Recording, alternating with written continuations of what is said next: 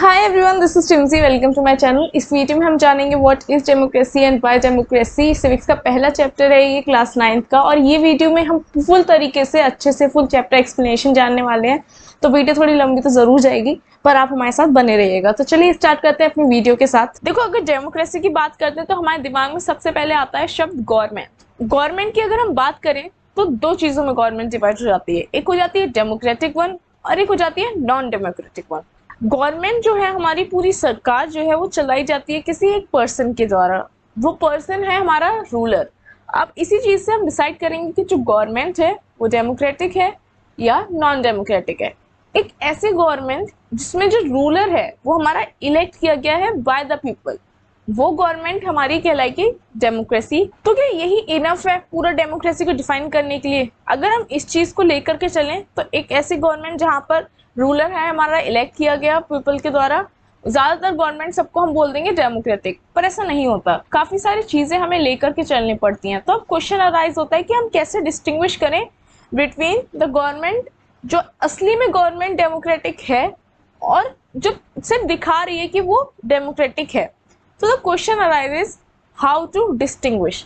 तो चलिए उसके लिए हम एक और अपनी डेफिनेशन और पढ़ते हैं कि democracy is a form of government in which the ruler are elected by the people. अब क्या, हमने डेफिनेशन पढ़ ली, पर इस डेफिनेशन को अच्छे से हम एनालाइज करेंगे, एक एक वर्ड का मीनिंग देखेंगे कि कब से क्या क्या क्वेश्चन हमारे दिमाग में अराइज हो रहे हैं। तो देखो, अगर हम बात करें डेमोक्रेसी की, डेमोक्रेसी एक ऐसी फॉर्म ऑफ गवर्नमेंट है जिसमें जो रूलर है वो इलेक्ट किया गया है लोगों के द्वारा। जो रूलर है, अभी रूलर कौन है? सबसे पहले तो क्वेश्चन ये अराइज होता है कि who are the ruler in the definition. Second question जो हमारे दिमाग में अराइज होता है कि जो इलेक्शन हो रहे हैं वो किस तरीके के इलेक्शन हो रहे हैं, किस तरीके से हमने डिसाइड कर लिया कि ये जो इलेक्शन है वो डेमोक्रेटिक इलेक्शन हो रहे हैं। और जो थर्ड जो हम चीज देखेंगे कि कौन सी गवर्नमेंट को हमने आखिरकार अपना डेमोक्रेटिक गवर्नमेंट बताया है। ठीक है, तो इन सब चीजों के जब हमें आंसर मिल जाएंगे, चल जाएगा हमें कि डेमोक्रेसी हमारी है क्या, और हम डिस्टिंग्विश कर पाएंगे बिटवीन द डेमोक्रेटिक गवर्नमेंट और the one which is pretending to be the democratic one. तो चलिए आगे बढ़ते हैं अपने पहला क्वेश्चन की तरफ, जो कि है who are the rulers in this definition. तो हमें सबसे पहले इन सब चीजों के क्वेश्चन जानने से पहले तो फीचर्स ऑफ डेमोक्रेसी हमें जानना बहुत जरूरी है। तो सबसे पहले जो फीचर्स ऑफ डेमोक्रेसी हम जानेंगे उसके लिए हमें एग्जाम्पल लेते हैं, वो है एग्जाम्पल पाकिस्तान का, हमारे पड़ोसी देश का। पाकिस्तान की अगर हम बात करें तो 1999 में एक मिलिट्री कूप होती है, जो हमने अभी देखा था म्यांमार में भी हुई थी। मिलिट्री कूप बेसिकली क्या होता है, जब जो किसी देश की मिलिट्री है वो ज्यादा पावरफुल हो जाती है उस देश की गवर्नमेंट से, तो वो क्या कर सकती है, उसके पास इतनी पावर आ गई कि वो जो उस देश की गवर्नमेंट है उसको हटा करके अब खुद रूल कर सकती है। उसे हम क्या बोलेंगे? मिलिट्री कूप हो जाना। जब किसी देश में किसी डेमोक्रेटिक गवर्नमेंट को हटा करके जो मिलिट्री है उस देश की उस पर राज्य करने लग जाए। ओके, तो देखो एक मिलिट्री कूप होती है और इसको लेड करते हैं जनरल परवेज मुशर्रफ। 1999 की बात हो रही है और ये अपने आप को चीफ एग्जीक्यूटिव घोषित कर देते हैं कंट्री का। आगे चल के ये अपने आप की जो डेजिग्नेशन है उसको बदल कर लेते हैं प्रेसिडेंट। 2002 में एक रेफरेंडम करवाते हैं। रेफरेंडम बेसिकली दुनिया को दिखाने के लिए करवाते हैं कि देखो हम इलेक्टेड वन है, हमें इलेक्ट करा है लोगों ने, लोगों की मर्जी से हम इस गद्दी पे बैठे हैं। बेसिकली एक टाइप की वोटिंग करवाते हैं ये, और इनके फेवर में भी रिजल्ट आते हैं। पर जो मीडिया है वहाँ की और बाकी सब ह्यूमन राइट काउंसिल्स वगैरह होती हैं, उनसे पता चलता है कि जो रेफरेंडम हुआ था उसमें काफी सारी मेल प्रैक्टिसेस करी गई थी, काफी सारी घपलेबाजी करी गई थी, और इसी वजह से ये जो रिजल्ट आया था इनके फेवर में आया था। खैर वो सब बातें हटाते हैं हम, और जो रेफरेंडम होता है उसका जो रिजल्ट होता है वो निकल के आता है इनके फेवर में, और इनसे इनको मिल जाती है 5 ईयर का एक्सटेंशन इनकी पोस्ट पर। आगे चल के हमें देखने को मिलता है 2002 में ही एक लीगल फ्रेमवर्क ऑर्डर पास करते हैं। क्या है ये लीगल फ्रेमवर्क ऑर्डर? बेसिकली एक टाइप का अमेंडमेंट लाते हैं कॉन्स्टिट्यूशन में। अमेंडमेंट हम जानते हैं कि क्या होता है, एक चेंज लेकर के आते हैं कॉन्स्टिट्यूशन में। अभी क्या चेंज है चलिए देखते हैं। देखो, जो पहला चेंज लेकर के आते हैं कि जो प्रेसिडेंट है अब वो डिसमिस कर सकता है नेशनल और प्रोविंशियल असेंबलीज को।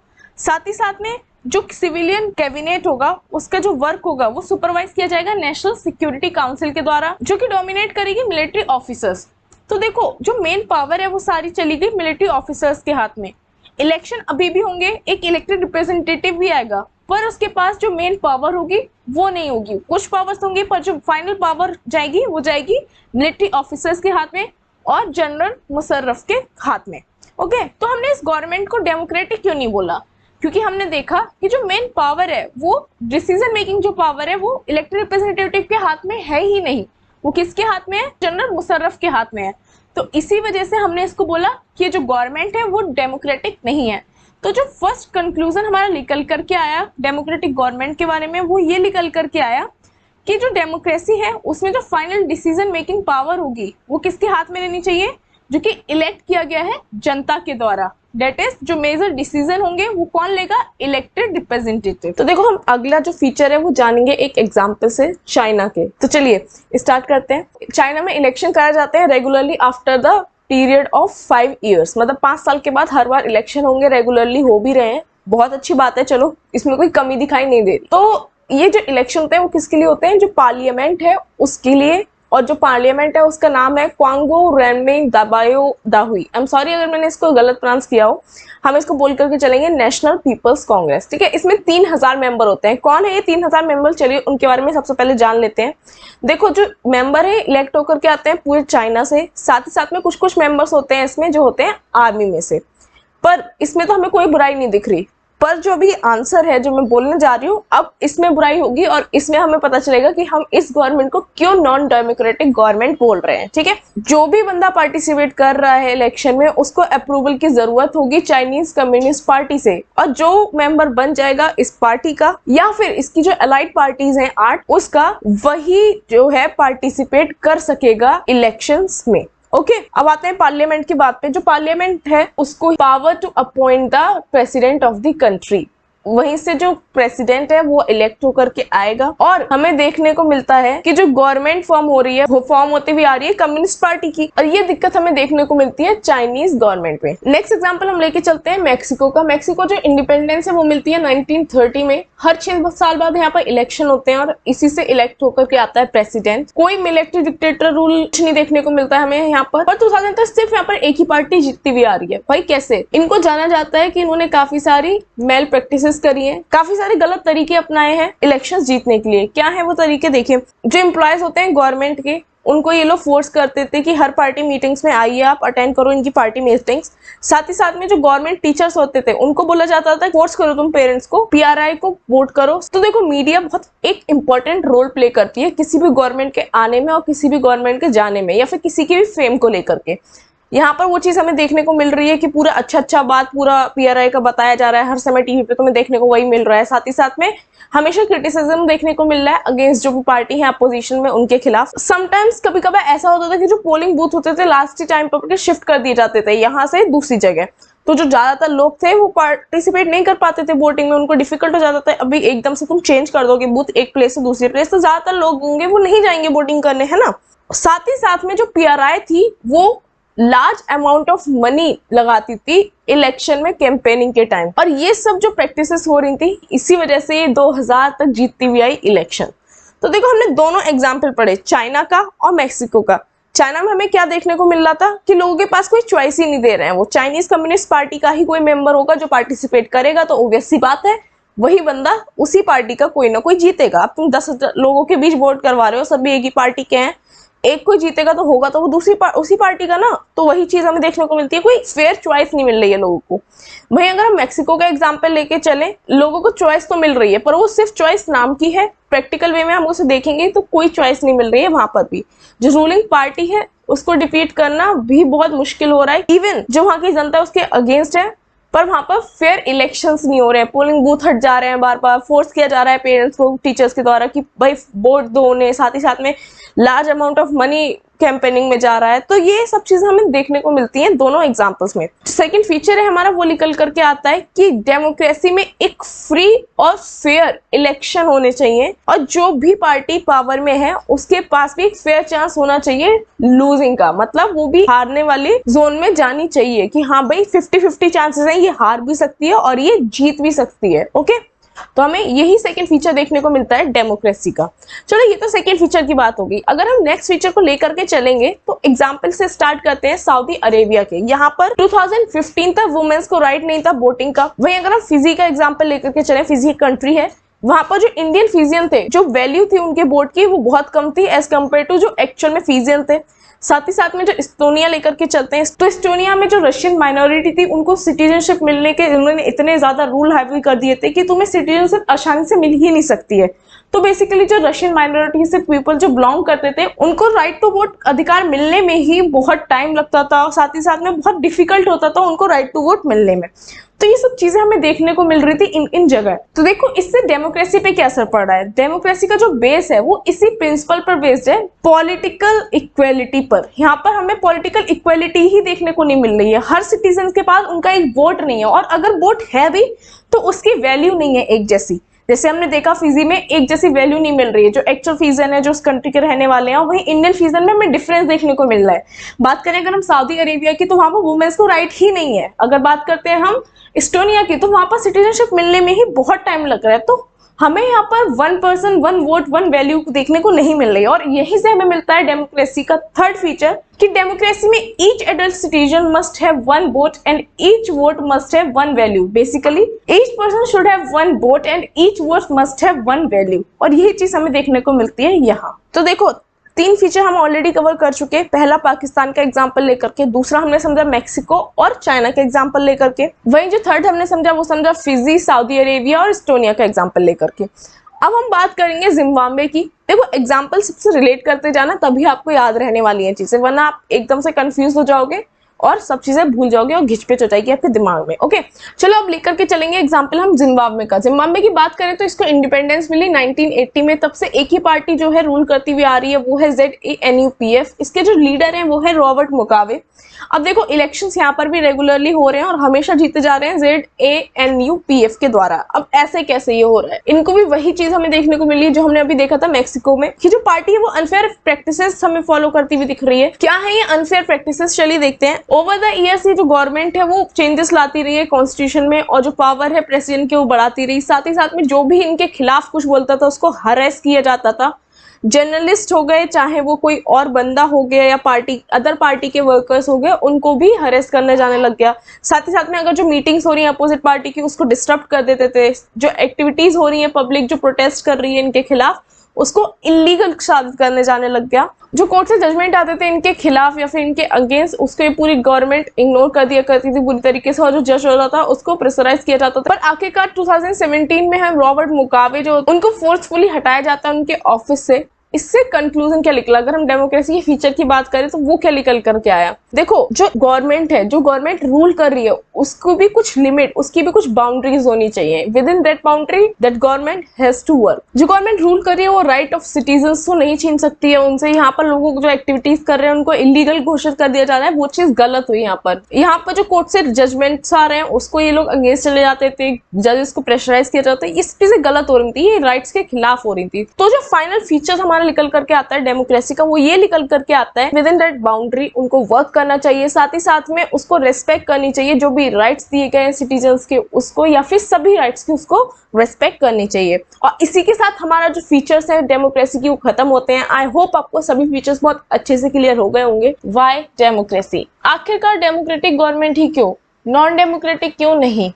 हम एक डिबेट चलाएंगे खुद में कि पहला एक आर्गुमेंट करेंगे हम अगेंस्ट डेमोक्रेसी के और फिर इन द फेवर, ठीक है। तो पहला हम देखते हैं डेमोक्रेसी के अगेंस्ट की बातें। तो सबसे पहले हम डेमोक्रेसी में देखते हैं कि time to time leaders change होते रहते हैं, इलेक्शंस आते रहते हैं, उस हिसाब से लीडर्स चेंज होते रहते हैं। अब ये क्या लाती है, इंस्टेबिलिटी लाती है पूरे डेमोक्रेटिक गवर्नमेंट में। चलो भाई ये तो पहला पॉइंट हो गया। साथ ही साथ में हम देखते हैं कि डेमोक्रेसी जो है it's all about political competition. Definitely है, बिल्कुल सही बात है, और पावर प्ले करने का पूरा गेम है। There is no scope of morality. साथ ही साथ में हमें देखने को मिलता है कि डेमोक्रेसी में काफी सारे लोगों को कंसल्ट किया जाता है और जिसकी वजह से हमें डिले देखने को मिलता है। हमें देखते हैं कि इलेक्टेड लीडर्स जो इलेक्ट होकर के आ रहे हैं उनको कुछ नहीं पता कि उनकी जनता आखिरकार क्या चाह रही है, और इसी वजह से वो लेते हैं गलत डिसीजन। फिर हमें ये चीज भी देखने को मिलती है कि डेमोक्रेसी में काफी सारा करप्शन जो कि होता है जस्ट बिकॉज की पूरा प्रोसेस है ये पूरा बेस्ड है इलेक्टोरल कॉम्पिटिशन में। फिर हमें देखने को ये भी मिलता है कि ऑर्डिनरी जो पीपल है, जो आम जनता है, उनको नहीं पता कि उनके लिए क्या अच्छा है, इसी वजह से उनको कोई डिसीजन नहीं लेने चाहिए। चलिए ये जो सारे आर्ग्यूमेंट्स है ये तो हो गए अगेंस्ट द डेमोक्रेसी। ये तो पूरी बात कर ली हमने डेमोक्रेसी क्यों नहीं होनी चाहिए। अब हम देखेंगे कि आखिरकार डेमोक्रेसी हमें चाहिए क्यों, क्योंकि जो हमारा टॉपिक है वो भी यही है कि वाई डेमोक्रेसी। तो इसके लिए हम केस लेते हैं चाइनाज फेमाइन का। बेसिकली जो भुखमरी आई थी चाइना में 1958 से 1961 के बीच, उसका हम केस लेकर के चलते हैं। तो ये जो भुखमरी थी हमें चाइना में ही देखने को क्यों मिली, देश में, हमारे देश में क्यों नहीं मिली? क्योंकि हमारी जो गवर्नमेंट है उसने तुरंत इनिशिएटिव लिए, कुछ ना कुछ स्टेप्स उठाए उस फूड स्केर्सिटी को देख करके, और यही एक रीजन हुआ कि हमारे देश की हालत थी उसी वक्त कंट्रोल में आ गई। वहीं चाइनीज गवर्नमेंट ने ऐसा नहीं किया। तो पहला रीजन हमारा ये हो गया, a democratic government is a better government because it is more accountable form of government. वही हमारा जो दूसरा रीजन हुआ वो ये हुआ कि डेमोक्रेसी में जो भी डिसीजन लिए जाते हैं वो अच्छे डिसीजन होते हैं, क्योंकि वो काफी लोगों से पूछ पाछ करके अच्छे से राय लेकर के सबसे लिए जाते हैं। और हम डेफिनेटली देखेंगे कोई डिसीजन एक इंसान ले और वहीं 4 लोगों से राय करके ले तो वो 4 लोगों वाला डिसीजन सही होगा। और यही जो क्वालिटी है डिसीजन मेकिंग की, ये हमें देखने को मिलती है डेमोक्रेसी में। तो democracy is based on consultation and discussion. Democracy improves the quality of decision making. तो ये हमारा सेकंड रीजन हुआ। थर्ड रीजन की बात करें हम, तो इंडिया जैसी डाइवर्स कंट्री में डेमोक्रेसी जो है एक बहुत अच्छा रोल निभाती है to deal with differences and conflicts that is there in our country just because of our diverseness. Okay? तो चलो ये तो बात कर ले हमने कि गवर्नमेंट अच्छी होती है सोशल लाइफ के बारे में, पर आम जनता, अगर हम सिटीजन्स को लेकर के बात करें तो क्यों अच्छी होती है डेमोक्रेसी? अगर हम पर्टिकुलरली डेमोक्रेसी को सिटीजन्स के पर्सपेक्टिव में देखें तो डेमोक्रेसी का जो पूरा प्रिंसिपल है वो बेस्ड है पॉलिटिकल इक्वेलिटी पे, जहां गरीब और कम पढ़े लिखे को भी उसी स्टेटस पे देखा जाता है जहां एक रिच और एजुकेटेड बंदे को देखा जाता है। People are not subjects of a ruler, they are the ruler themselves. Definitely ये चीज हमें देखने को मिलती है डेमोक्रेसी में। तो सब चीजें आई होप आपको अच्छे से समझ आ गई होंगी। तो चलिए सम अप करते हैं हम इस पूरी वीडियो को एक छोटे से पैरा के साथ कि डेमोक्रेसी आखिरकार क्यों better form of government as compare to all other form of government that exist. क्यों? देखो, ये हमको एक मौका प्रोवाइड करती है, जो भी हमारी मिस्टेक्स हुई हैं, अगर हमने गलत गवर्नमेंट चूज कर ली तो नेक्स्ट जो इलेक्शन होंगे उसमें हम उसे हटा सकते हैं।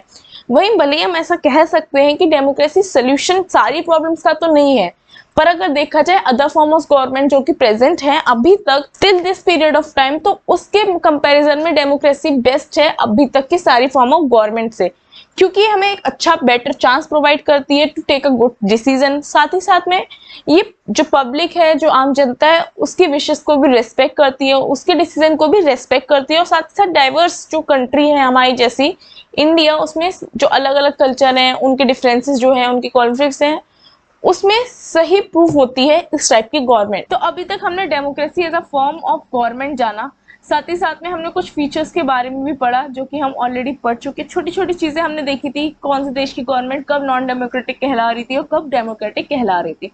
तो जो मोस्ट कॉमन फॉर्म था about democracy is the representative democracy, जब हम रिप्रेजेंटेटिव को इलेक्ट करके ला रहे थे। बात करें हम किसी भी कंट्री की डेमोक्रेसी की, तो वहां पर सभी लोग रूल नहीं करते, बल्कि एक मेजोरिटी होती है जो कि डिसीजन लेती है on the behalf of people. पर जो मेजोरिटी होती है वो भी डायरेक्ट रूल नहीं करती, वो भी लाती है इलेक्टेड रिप्रेजेंटेटिव। पर ये सब आखिर तामझाम हम क्यों कर रहे हैं?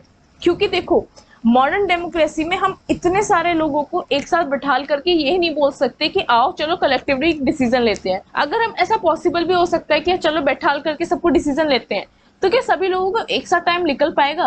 क्या सभी लोगों की इसके उस पर्टिकुलर डिसीजन को लेने में काम आ पाएंगी? बिल्कुल नहीं। और यही सब रीजन है जिसकी वजह से हम ये चीज फॉलो नहीं करते हैं।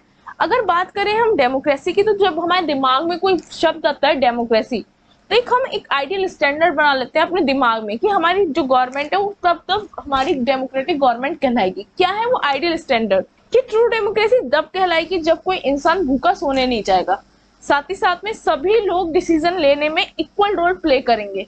पर हमने देखा कि क्यों हम ऐसा नहीं कर सकते, क्योंकि सभी के पास सिर्फ राइट टू वोट होना जरूरी नहीं है। उसके लिए हमें एजुकेशन, साथ ही साथ में basic knowledge, information about that particular decision, जो भी जिस चीज पे वो हो रहा है उसके बारे में भी होना बहुत जरूरी है। साथ ही साथ में इक्वल रिसोर्सेस और अ लॉट ऑफ कमिटमेंट हमें उसके लिए जरूरी है।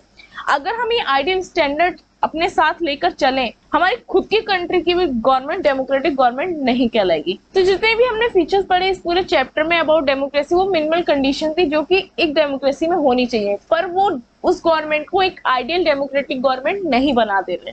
हमने स्ट्रेंथ और वीकनेस दोनों डिस्कस करी डेमोक्रेसी की, तो जो कंक्लूजन निकल करके आता है आखिरकार वो ये आता है कि किसी भी देश की जो फेट है वो उसका रूलर क्या कर रहा है उससे डिसाइड नहीं होती, मेनली उस चीज से डिसाइड होती है कि हम एज अ सिटीजन क्या कर रहे हैं। और इसी के साथ हमारा ये चैप्टर खत्म होता है। मिलते हैं हम नेक्स्ट चैप्टर में नेक्स्ट वीडियो के साथ, तब तक के लिए बाय बाय।